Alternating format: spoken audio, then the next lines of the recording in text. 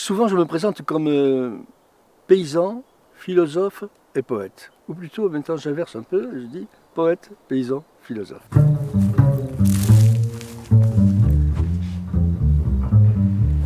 Alors, qu'est-ce que c'est qu'écrire un poème? C'est laisser venir, une pulsion à quelque chose. C'est pas tellement des idées. En tout cas, ce ne sont pas que des idées. Je dirais que ce qui est fondamental, c'est l'émotion, l'émotion, le ressenti des choses.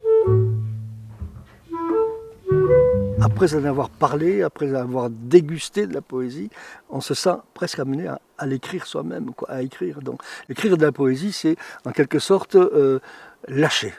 Elles sont partout nos frontières, aussi bien intérieures qu'extérieures. Une vie souterraine surgit,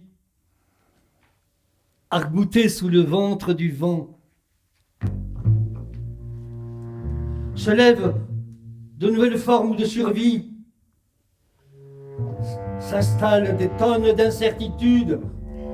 Qui vient ce jour, d'ici, là, à cheval, sur des rivières incertaines, l'âme verte comme le fond de l'océan? Je ne te connais ni d'ici ni d'hier.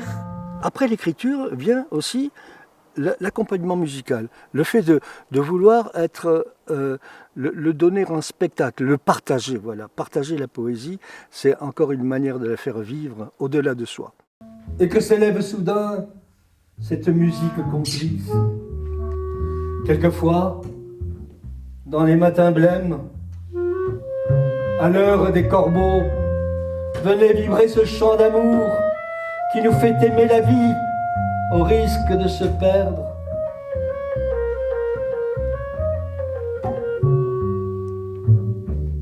La musique, jointe à la poésie, apporte peut-être une invitation à s'élever vers quelque chose d'un peu plus vrai, d'un peu plus beau que ce à quoi on est souvent réduit de façon ordinaire.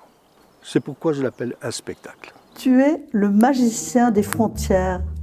Tu glapis les chemins en toute insouciance et tu donnes la vie à ceux qui ont perdu l'espérance. Parfois, c'est la tristesse qui est là, mais il est rare qu'un poème ne se termine pas sous une forme fulgurante de bonheur. L'homme qui danse dans un rayon de lumière et qui projette cet éclat par-delà la misère et les soumissions vers la beauté.